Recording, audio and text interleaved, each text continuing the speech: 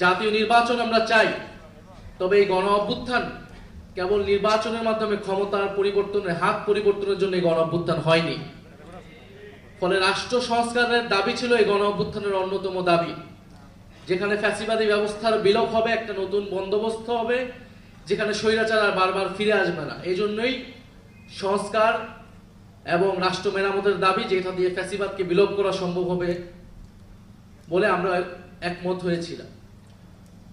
ফলে আমরা চেয়েছিলাম ফ্যাসিবাদের বিলোপ, আমরা চেয়েছিলাম নতুন সংবিধান, বিএনপি চেয়েছিল নির্বাচন। ফলে একটা সমঝোতায় আসা হলো ঐক্যমত কমিশনের মাধ্যমে। সেই সমঝোতা হলো সংস্কার। আমরা নতুন সংবিধান গণপরিষদের দাবি থেকে আমরা সংস্কার পরিষদের জায়গায় ঐক্যমত হলাম।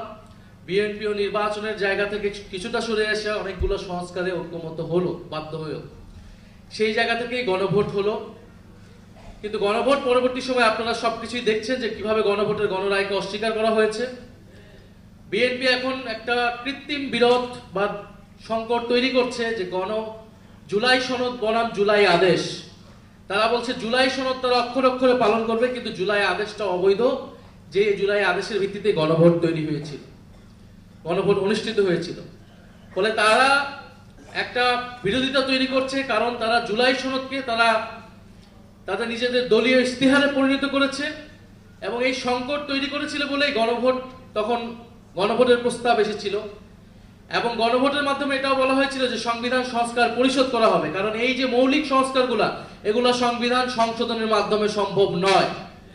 সংবিধান সংশোধনের মাধ্যমে সংবিধানের ফ্রেমওয়ার্কের মধ্যে কোনো মৌলিক পরিবর্তন সম্ভব নয়। সেটার জন্য একটা গাঠনিক ক্ষমতা এই সংসদকে দিতে হবে, যার নাম হবে সংবিধান সংস্কার পরিষদ। ফলে জুলাই সনদ বাস্তবায়নের পদ্ধতি এটাই হবে। কিন্তু আমরা দেখেছি সংসদে তারা নতুন করে একটা মুলতবি প্রস্তাব এনেছিল, যেখানে তারা বলার চেষ্টা করছে জুলাই সনদ কোন পথে বাস্তবায়ন করা সম্ভব, জুলাই সনদ কোন পথে বাস্তবায়ন সম্ভব, সেই আলোচনা ঐক্যমত কমিশনেই হয়েছিল। ফলে প্রধানমন্ত্রী এবং তাদের প্রতিনিধি হিসেবে ঐক্যমত কমিশনে সেই সময় যারা ছিলেন, বর্তমান স্বরাষ্ট্রমন্ত্রী, তারা সকলে কথার বরখেলাপ করেছেন। তারা তাদের নিজেদের দলীয় ইস্তিহার দেওয়া সেই ইস্তিহারের বরখেলাপ করেছেন, জুলাই সনদের বরখেলাপ করেছেন এবং গণভোটের গণরায়কে তারা বৃদ্ধাঙ্গুলি দেখিয়েছে। এটা সকলের কাছে এটা স্পষ্ট হয়েছে। এটা আমাদের দুর্ভাগ্য। আজকের এই সেমিনারটা আমাদের এই বিষয়ে করার দরকার ছিল না, করা উচিত ছিল না। আমাদের সেমিনার এখন করা উচিত ছিল আন্তর্জাতিক যুদ্ধ পরিস্থিতি কিভাবে আমরা সামাল দিব, দেশের জাতীয় স্বার্থ আমরা কিভাবে ঐক্যবদ্ধভাবে সুরক্ষা করব, দেশের তেল সংকট, দেশের হাম দুর্যোগ আমরা কিভাবে সরকার বিরোধী দল একসাথে আমরা সহযোগিতাপূর্ণভাবে মোকাবেলা করব। আমাদের সেমিনার এখন এই বিষয়ে হওয়ার কথা ছিল।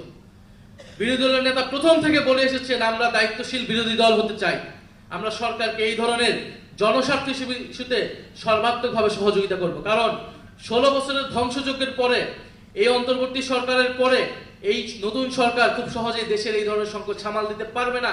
এটা খুবই কমন সেন্স, এটা আমরা সকলেই জানি। গতকাল 10 জন শিশু মারা গিয়েছে হাম দুর্যোগের কারণে।